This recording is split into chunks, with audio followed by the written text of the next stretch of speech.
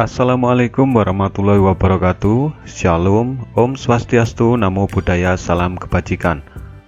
Berjumpa dengan saya Sandri Kusuma dalam video pembelajaran analisis sediaan obat. Topik yang akan kita bahas kali ini adalah uji volume terpindahkan.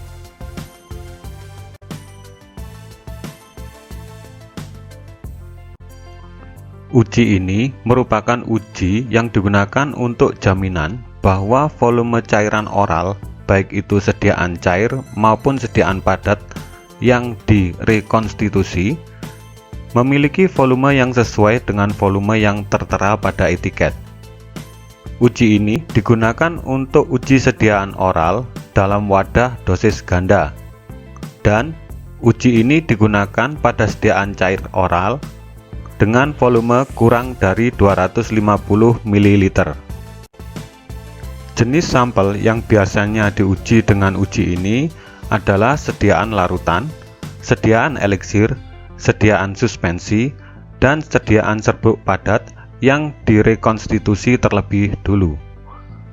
Sampel yang digunakan sebanyak 30 sampel yang diambil secara acak dari suatu batch produksi, dan peralatan yang digunakan adalah gelas ukur. Langkah pengujiannya relatif mudah. Untuk tahap 1, ambil 10 sampel secara acak dari 30 sampel yang tersedia. Kemudian, kocok tiap sampel dan tuang ke dalam gelas ukur yang terkalibrasi. Selanjutnya, biarkan selama 30 menit. Setelah itu, amati dan catat volume terukur pada gelas ukur. Kemudian, hitung persen volume sampel dan persen volume rata-rata 10 sampel. Untuk tahap kedua, pengujian ini dilakukan bila memang hasil uji tahap ke-1 membutuhkan pengujian lebih lanjut untuk penegasan. Pengujian dilakukan pada 20 sampel sisa dan langkah pengujiannya sama dengan tahap 1. Selanjutnya, hitung persen volume tiap sampel dan hitung persen volume rata-rata dari 30 sampel atau V30.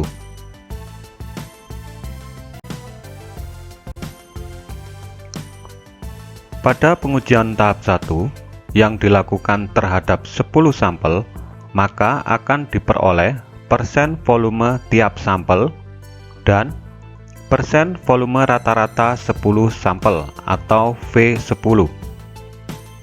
Dari hasil perhitungan volume rata-rata 10 sampel ini, maka akan diperoleh dua kemungkinan. Kemungkinan yang pertama, jika hasil pengujian tersebut diperoleh volume rata-rata kurang dari 100%, maka ada dua pertimbangan yang dapat kita gunakan. Yang pertama, jika dari 10 sampel yang diuji tersebut terdapat satu sampel uji yang volumenya kurang dari 95%, maka dapat disimpulkan bahwa produk tersebut tidak memenuhi syarat. Yang kedua, jika dari 10 sampel tersebut tidak terdapat satupun sampel yang volumenya kurang dari 95%, maka dilakukan pengujian lebih lanjut terhadap 20 sampel berikutnya. Kemungkinan yang kedua, jika hasil pengujian tersebut diperoleh volume rata-rata lebih dari 100%, maka ada tiga pertimbangan yang dapat kita gunakan. Yang pertama, jika dari 10 sampel yang diuji tersebut terdapat lebih dari satu sampel yang volumenya kurang dari 95%, maka dapat dipastikan bahwa produk tersebut tidak memenuhi syarat. Yang kedua, jika dari 10 sampel yang diuji tersebut terdapat satu sampel dengan volume kurang dari 95%, akan tetapi tidak kurang dari 90%, maka perlu dilakukan pengujian lebih lanjut pada 20 sampel berikutnya. Yang ketiga, jika dari 10 sampel yang diuji tidak terdapat satupun volume sampelnya yang kurang dari 95%, maka produk tersebut memenuhi syarat. Dari sini dapat kita simpulkan bahwa jika hasil pengujian dari 10 sampel tersebut memenuhi syarat, maka kita tidak perlu melakukan uji tahap kedua atau uji penegasan. Begitu juga untuk hasil pengujian dari 10 sampel tersebut yang tidak memenuhi syarat, juga tidak perlu dilakukan pengujian tahap 2 dan dipastikan bahwa produk tersebut tidak memenuhi syarat. Untuk hasil pengujian 10 sampel yang memerlukan uji tambahan atau uji penegasan, maka perlu dilakukan pengujian terhadap 20 sampel sisa dari pengujian tahap 1. Dari hasil pengujian tersebut, kemudian ditentukan persen volume tiap-tiap sampel dan juga ditentukan persen volume rata-rata dari total sampel yang diuji, yakni 30 sampel. Dari perhitungan volume rata-rata total 30 sampel, maka ada dua kemungkinan yang diperoleh.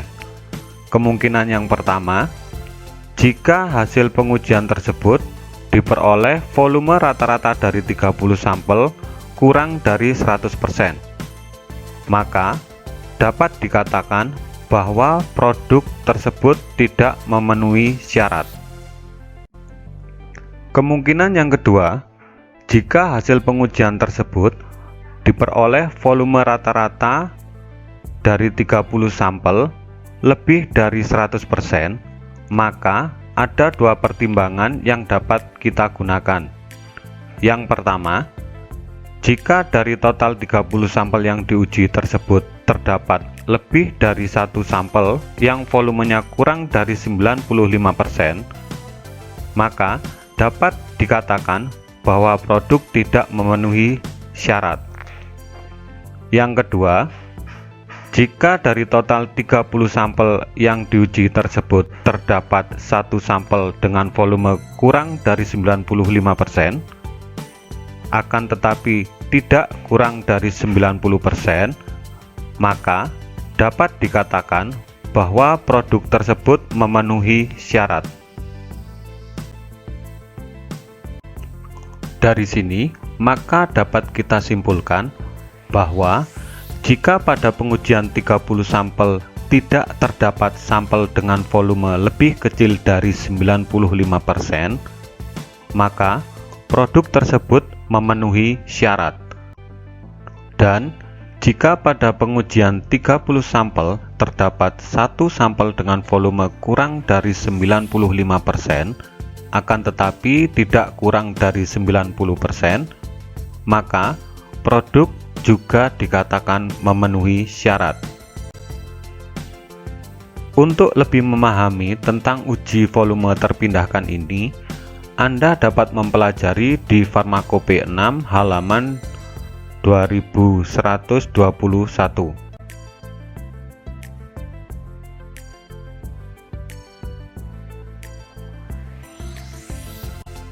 Baik, demikian tadi video pembelajaran tentang uji volume terpindahkan. Jangan lupa tekan tombol like dan subscribe untuk mendapatkan update video pembelajaran terbaru. Dan mohon maaf jika ada kekurangan dalam penyampaian materi. Akhir kata, billahi taufik wal hidayah. Wassalamualaikum warahmatullahi wabarakatuh.